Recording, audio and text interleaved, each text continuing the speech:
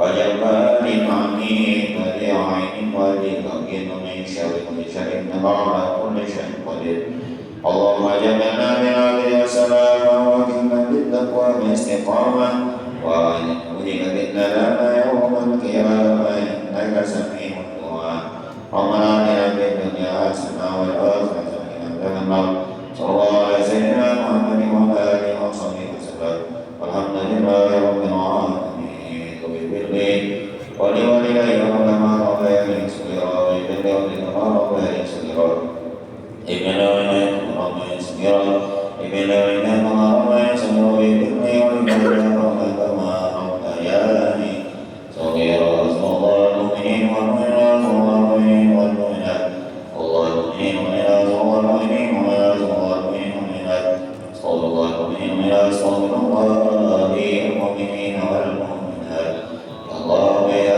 الله يا الله بحسن الخاتمة يا الله يا الله يا الله بحسن الخاتمة يا الله يا الله يا الله بحسن الخاتمة لا إله إلا الله لا إله إلا الله لا إله إلا الله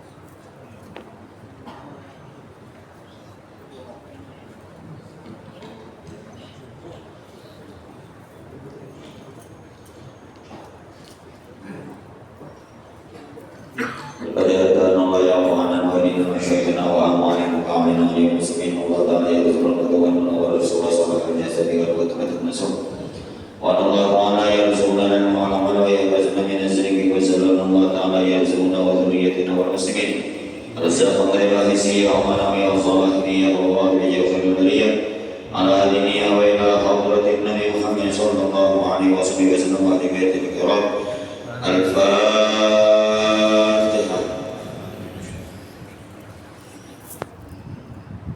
Bismillah.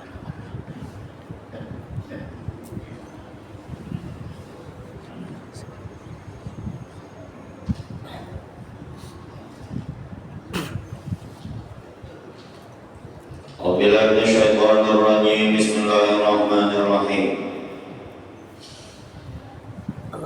Alhamdulillahil malikil muta'al munazzil syurabai wa lam ta'ala subhanahu wa ta'ala ala kulli hal. Asyhadu an la ilaha illallah wa la syarika lah syahadatan tusbihul qalba wal lisana basabil amal. Wa asyhadu anna sayyidana wa nabiyyana Muhammadan abduhu wa rasuluhu faddalu bikamal. Allahumma shalli wa sallim wa barik ala sayyidina wa habibina wa syafi'ina wa qurrati a'yunina Muhammadin wa ala alihi wa sahbihi wa man tabi'ahum bil ghudwi wal asal amma ba'du. Faqad qala al-ma'alif rahimahullahu ta'ala wa nafa'ana bihi wa bi ulumihi bid daraini amin ila qala. Masih lanjutan daripada hadis yang pertama, keutamaan ilmu dan keutamaan orang-orang yang Allah berikan ilmu.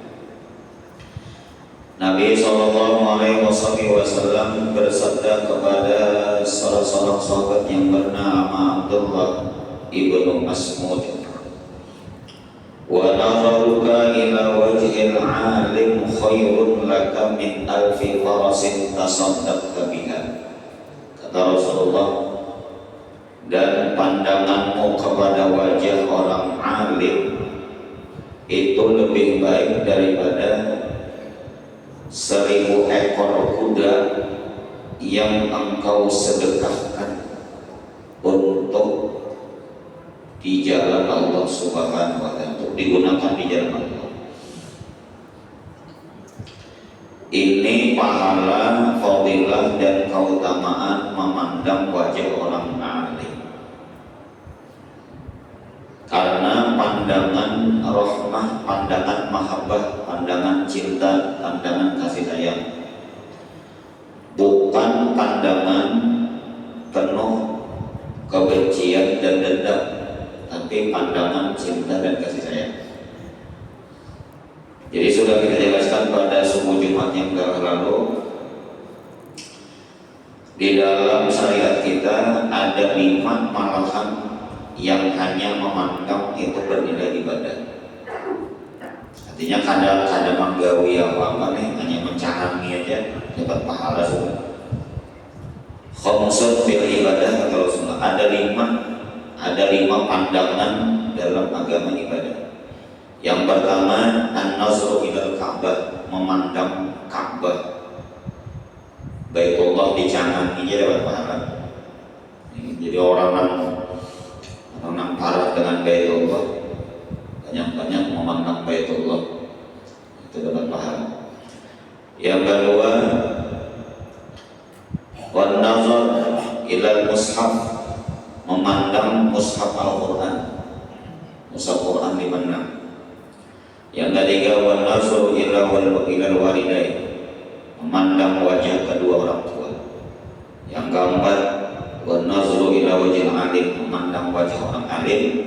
Dan yang kelima, an-nazar ila Zamzam tahuttul khotaya, memandang sumur Zamzam menggugurkan dosa. Namun para alim ulama menjelaskan memandang Baitullah, memandang mushaf, memandang wajah orang alim, memandang kedua orang tua, memandang sumur Zamzam bukan dengan pandangan kosong, tapi pandangan yang penuh dengan makna.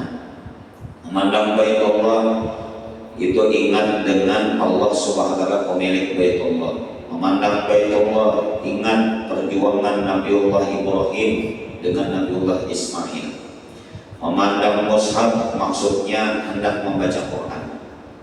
Jadi orang memandang mushaf hendak baca Quran, memahami maknanya, kemudian mengamalkannya. Memandang wajah orang tua, pandangan kasih sayang, pandangan ucapan terima kasih. Mencanangi kuitan, maras. Lihat di kuitan ini, maras, ingat. Nah ini kuitan kuninang melahirkan aku, yang membesarkan aku, yang menafkahi aku. Nah ingat mana itu. Jadi pandangannya itu dapat pahala. Memandang sumur Zamzam, ingat perjuangan dan pengorbanan Siti Hajar dengan putra beliau Ismail alaihissalatu wassalam. Dan memandang wajah orang alim menjadi pahala itu karena mencontoh. Jadi melihat orang alim itu mencontoh situ. Karena insya Allah gerak-gerik sikap dan perbuatan orang alim mencerminkan ketaatan kepada Allah. Kan alim tahu ini yang baik digawe, ini nang kadang ditinggalkan. Sehingga orang awam di antara wasilah metode belajar dari orang alim itu cukup melihat saja, melihat perilaku sini, keseharian sini, bagaimana cara berbicara, bagaimana cara bergaul, bagaimana cara berpakaian, bagaimana cara bermuamalah, lawan bini sidin, lawan anak sidin, lawan tetangga sidin, lawan sahabat sidin. Itu jadi pelajaran bagi orang awam, sehingga memandangnya itu kebaikan. Yang jadi masalah yang dipandang ini kadang mengamalkan ilmunya, naik menjadi masalah. Alim tapi kadang memandang ilmunya, kadang mengamalkan tidak sesuai dengan ilmu yang ada pada dirinya, sehingga orang awam dengan memandangnya itu bukan kebaikan yang didapat, malah jadi penguat untuk keburukan dan maka baik.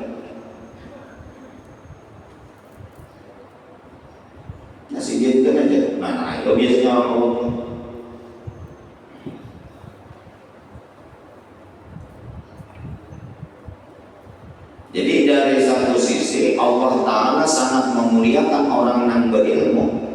Allah tempatkan di tempat yang setinggi-tingginya, derajat yang tinggi. Tapi karena berada di tempat yang tinggi, lalu semua mata orang tertuju kepadanya, sehingga kadang awal salah sedikit.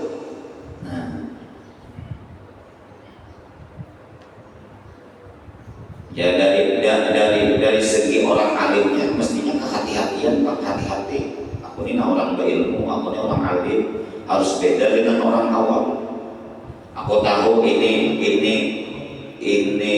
sesuai dengan tuntunan syariat. Oh, ini kada sesuai dengan tuntunan, mestinya kayak itu hati-hati.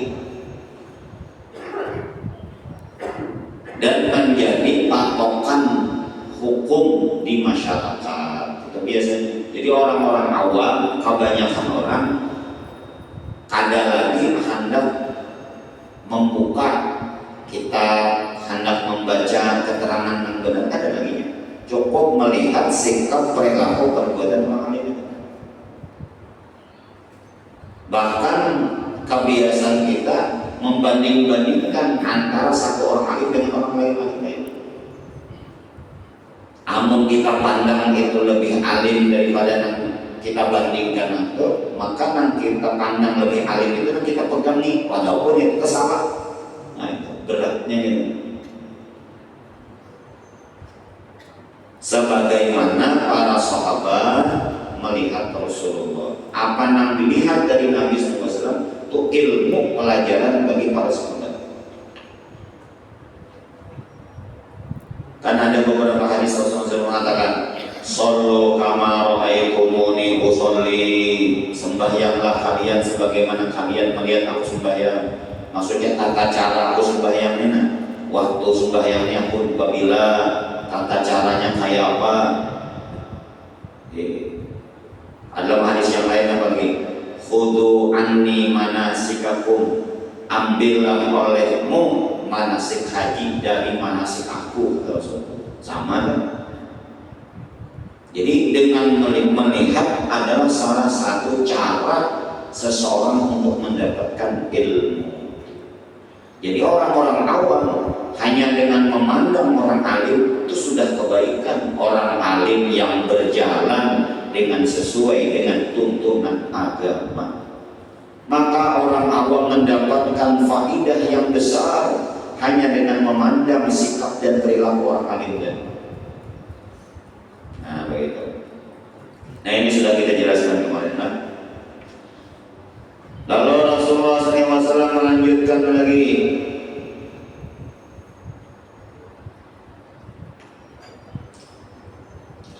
"Wasalamuka 'alal 'alim khairun laka min ibadati alfi sanatin."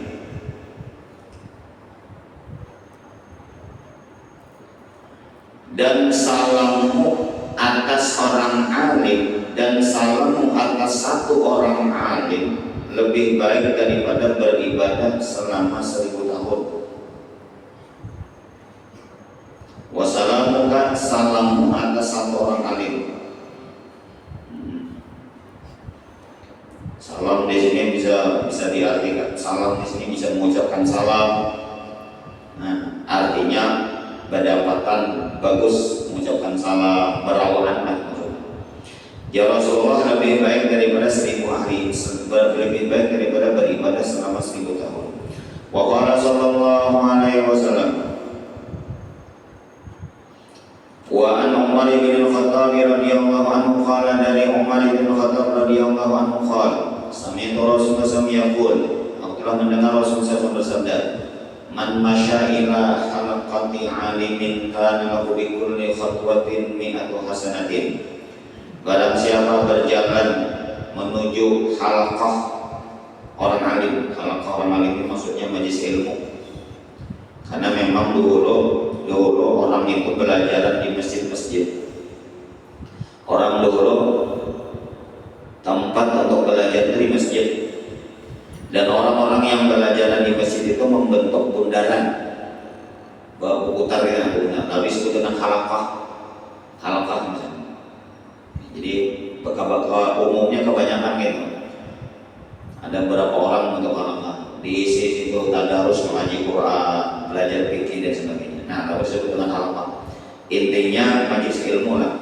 Barang siapa berjalan menuju halaqahnya orang alim, kana lahu bi kulli khatwatin mi'atu hasanatin, maka adalah baginya mendapatkan dari setiap langkah itu 100 kebaikan. Fa idza jalasa indahu wastama'a ma yaqul, maka apabila ia duduk di sisi orang alim tadi, ia menyimak apa yang disampaikan oleh orang alim tadi, maka baginya setiap kalimat yang ia dengar itu satu kebaikan. Banyak pahalanya. Kata Dzakarahun Nawawi fi Riyadhus Shalihin, demikian disebutkan oleh Imam Nawawi juga dalam kitab Riyadhus Shalihin.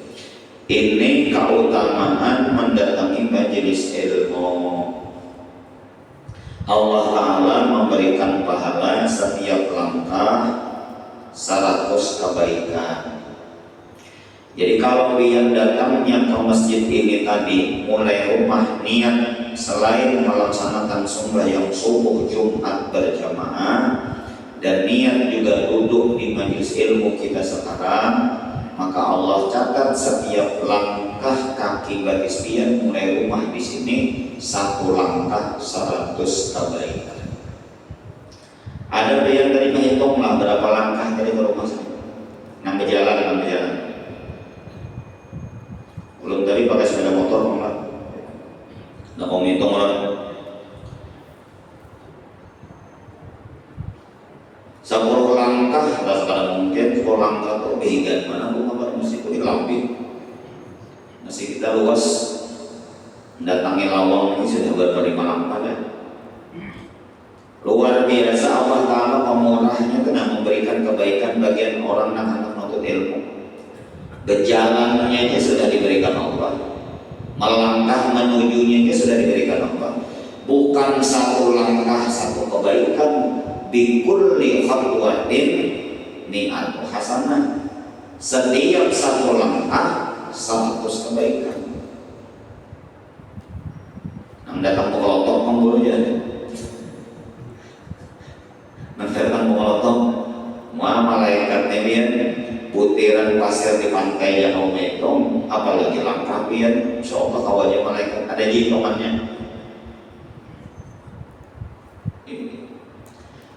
Padahal hanya datang aja, jadi mulai rumah sudah niat ngambil ilmu, datangi majelis orang alim, halaqahnya orang alim. Sudah begitu Allah Ta'ala memberikan kebaikan kepadanya. Fa'idha jalasa, lalu ditambahin Nabi. Nah, karena ini datang, lalu duduk. Fa'idha jalasa indahu, apabila duduk di sisi orang alim, maksudnya duduk di majelis itu. Wastama'a, mendengarkan.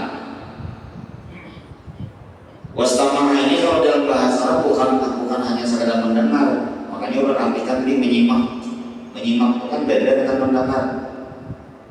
Mendengar itu bisa saja sambil melakukan aktivitas lain mendengar, apalagi sambil berdengar. Kadang tapi mendengar, asal mendengar, kadang mendengar. Akhirnya ini wastama'a, duduk wastama'a, menyimak, ma yaqulu, apa yang diucapkan dikatakan orang alim tadi. Nah kan ilmunya. Maka kata Rasulullah, karena lahu, adalah baginya bikulli kalimatin, dengan tiap-tiap 1 kalimat, hasanatun, itu 1 kebaikan. Ya Allah, luar biasa pemurahnya Allah Ta'ala. Nah kenapa begitu sedemikiannya Allah Ta'ala memberikan kebaikan kepada orang yang berjalan menuju majelisnya orang alim, duduk dan mendengarkan ilmu? Karena Allah Ta'ala memuliakan itu ilmu. Judulnya sudah di atas, Allah Ta'ala memuliakan ilmu, Allah Ta'ala memuliakan orang ahli ilmu. Maka setiap usaha kita untuk mendapatkan ilmu akan juga dimuliakan Allah Subhanahu wa Ta'ala. Ini Nabi SAW menyampaikan.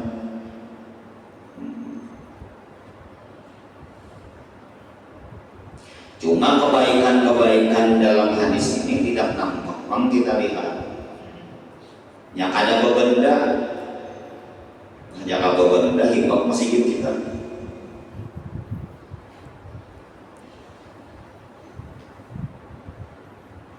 Ya Allah, siapa yang datang mulai rumah ke majelis ilmu diberi oleh panitia setiap satu langkah 1.000 rupiah, 100 langkah 100.000, 1.000 langkah 1 juta. Waduh, belum lagi untuk mendengarkannya, hanya melangkah aja, hanya seikung aja sudah berjuta-juta. Bisa buat kelayan banyak manusia di sini.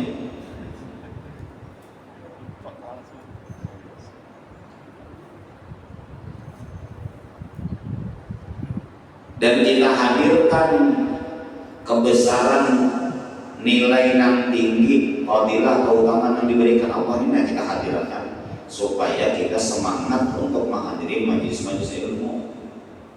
Bukan hanya sekadar mendengar, hilang begitu saja berlalu. Dan kita rasakan bila kita hendak hadir itu kita jaga mendapatkan keuntungan yang dijanjikan oleh Rasulullah SAW. Nah, kebaikan-kebaikan di sini, karena kita tidak mengetahui, barangkali kebaikan-kebaikan itu pasti sesuatu yang kita hajatkan dan kita perlukan hidup di dunia dan di akhirat.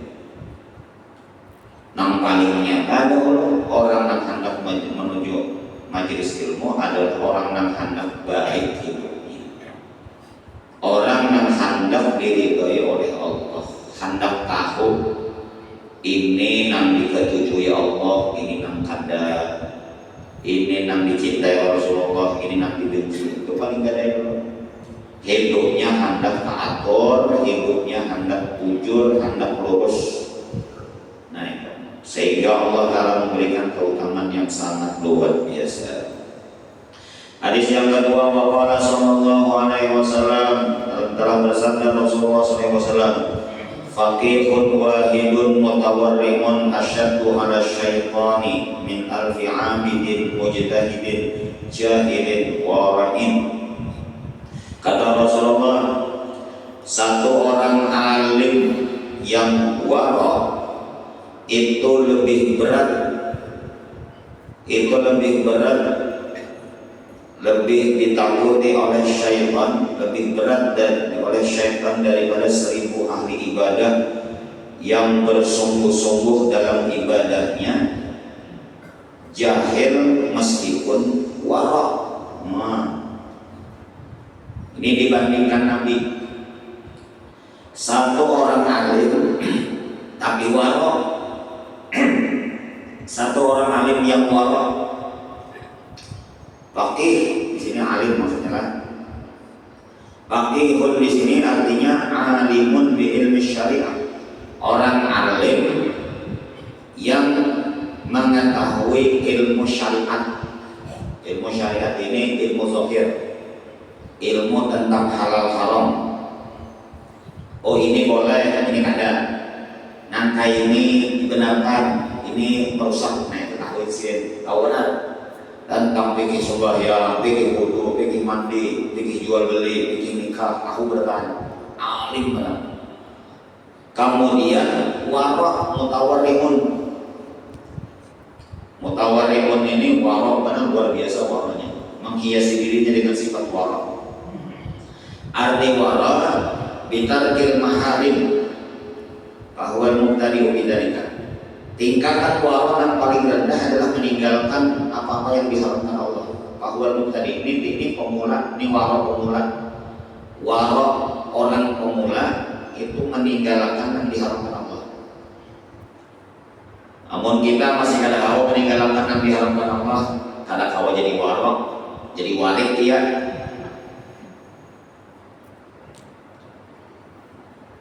Meninggalkan yang syubhat. Nah, itu tingkatan yang kedua. Jadi meninggalkan yang haram tingkatan pertama. Yang haram tinggalkan. Apa aja nang haram tinggalkan.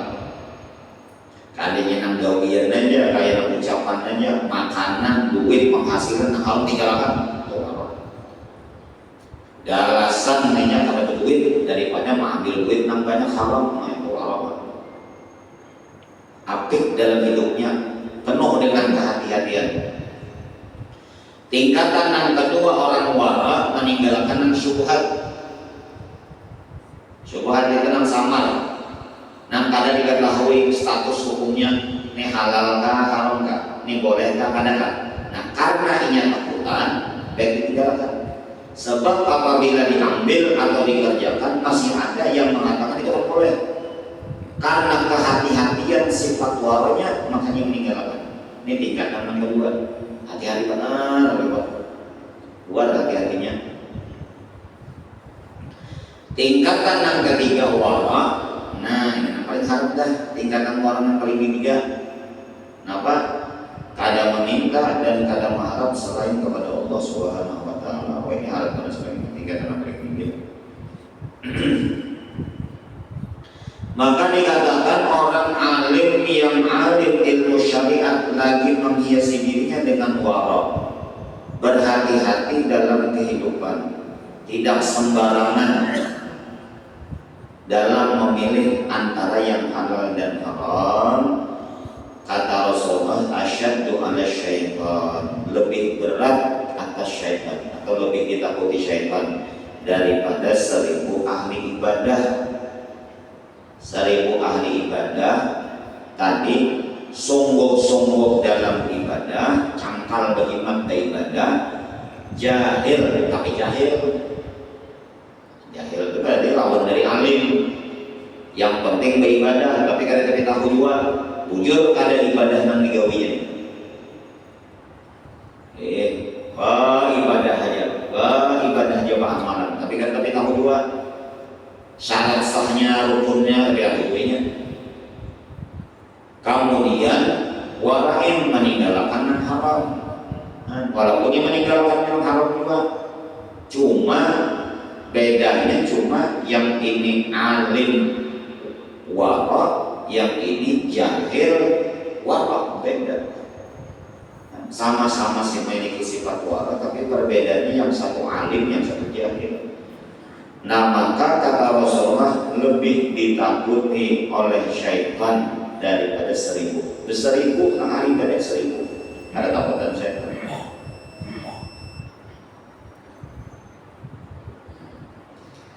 Lalu ulama menjelaskan kenapa alasannya syaitan lebih takut kepada satu orang alim yang wara tadi ketimbang 1000 ahli ibadah. Kalau dari jumlah ya Allah, masa takut seikong daripada 1000? Kita aja bila lahir pun seikong kita lawannya ya Allah. Nggak mau satu lawan satu kita lawan aja.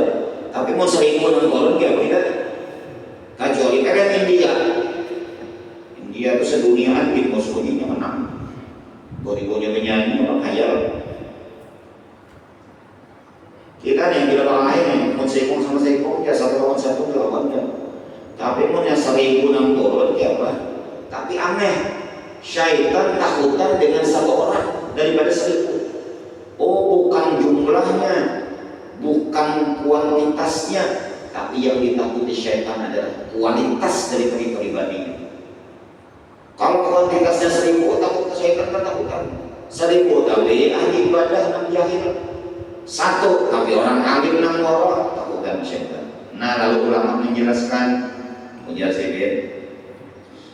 setiap kali syaitan membuka satu pintu hawa nafsu nih agar diikuti oleh manusia, lalu syaitan ini menghiasi dosa-dosa dan perbuatan maksiat tadi. Jadi syaitan ini memunculkan perbuatan dosa dan maksiat. Kemudian supaya orang-orang tertarik melakukan perbuatan dosa, lalu dihiasi syaitan. Nah bahasa kita ini dikemas lah. Dan ngaran dosa tetap dosa, ngaran maksiat cuma syaitan tinggal dikemasnya. Lalu seakan-akan bagus, seakan-akan baik.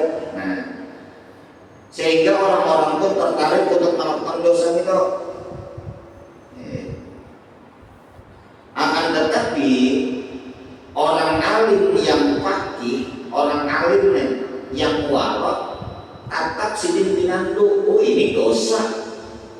walaupun dihiasi dengan hiasan yang bagus. Apa ya contoh dosa yang dihiasi? Contohnya bunga, kan bagus karena bunga alatnya. Bunga itu kan harum. Kalau orang barat menyerahkan bunga lawan seorang wanita itu mengungkapkan perasaannya. Bunga, ada riba haram banget riba nih. Termasuk salah satu dosa besar. Ujar Nabi, ijtanibus sab'an mubiqatin, oleh kalian 7 dosa besar yang membinasakan. Salah satunya aklu riba, makan harta riba. Cuma syaitan pintar ditasmiyahi bahasa riba tadi ngarannya jadi bunga. Oh lain riba aja, bunga ya ngarannya aja coy. Gawiannya sama.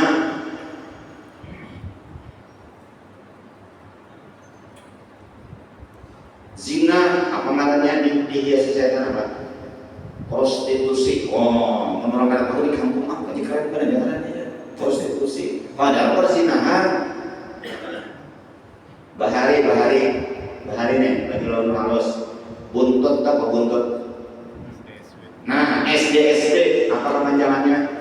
Sumbangan dana sosial berhadiah, padahal gede.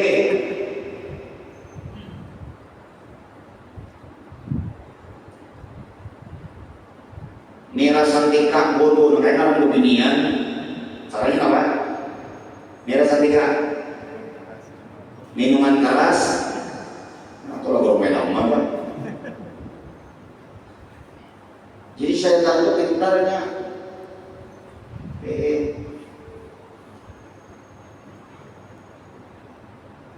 Allah Akbar. Dugem ya dunia. Dugem tak kurang. Dunia gemerlap. Dugem. Padahal dalamnya benar. Namun di padahal situ ini minta maaf loh. Apa namanya kayak beginian lah. Lahum mah itu asal mana Allah lahum. Kalau di ngarani WTS atau TSK gitu atau padahal sama aja yang itu juga. Itu bagian-bagian dari setan yang menghiasi suatu perbuatan dosa dan maksiat supaya orang yang mengerjakan itu seakan-akan ada berbuat maksiat.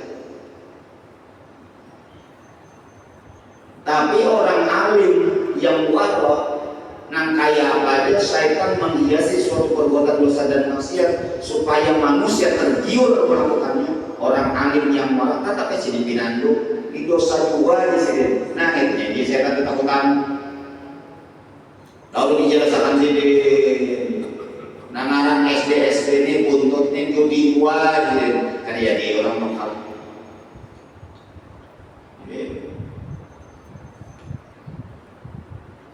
Tempat lokalisasi jauh sebenarnya, padahal tempat orang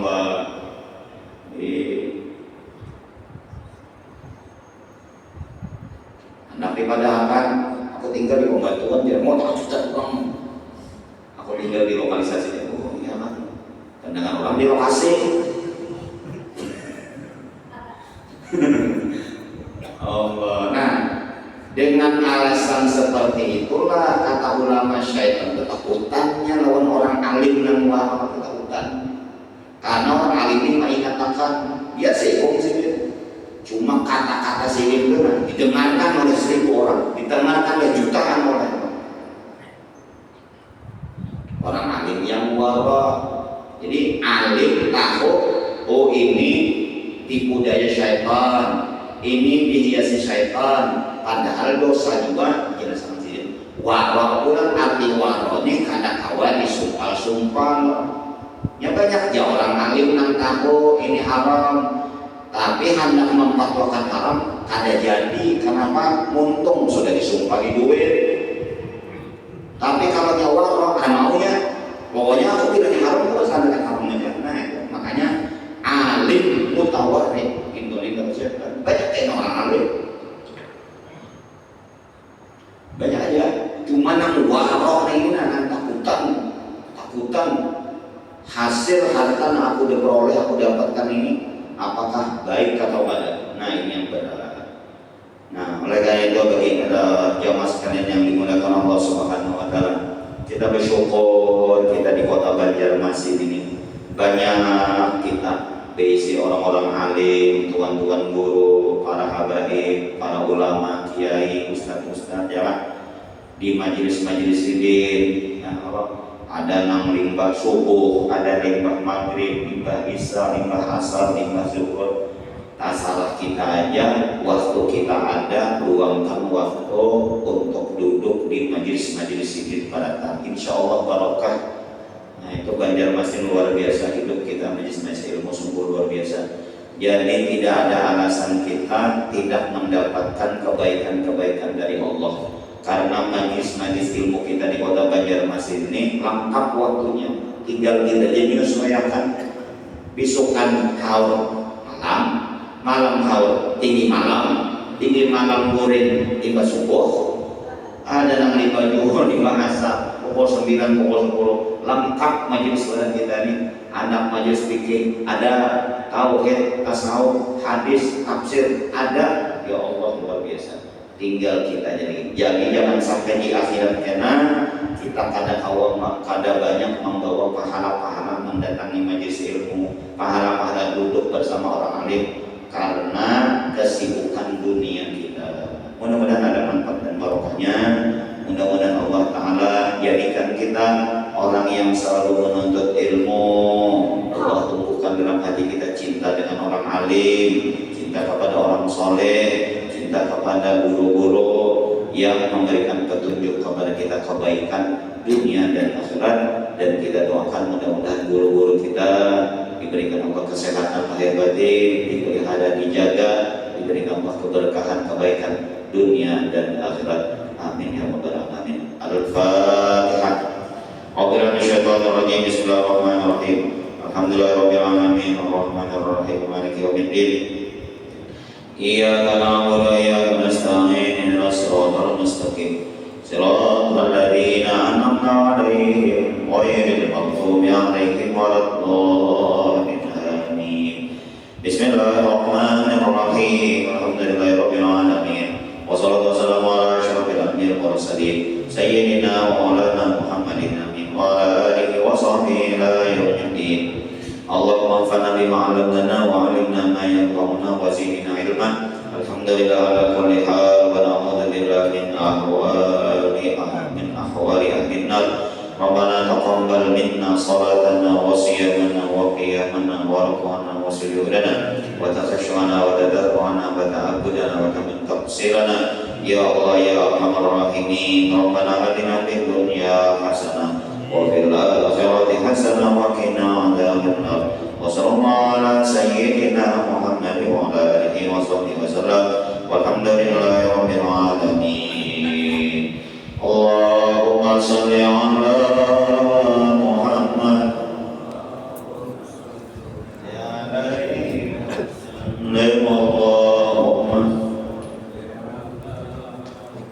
Allahumma shalli alaihi wa sallim. Allahumma shalli ala Muhammad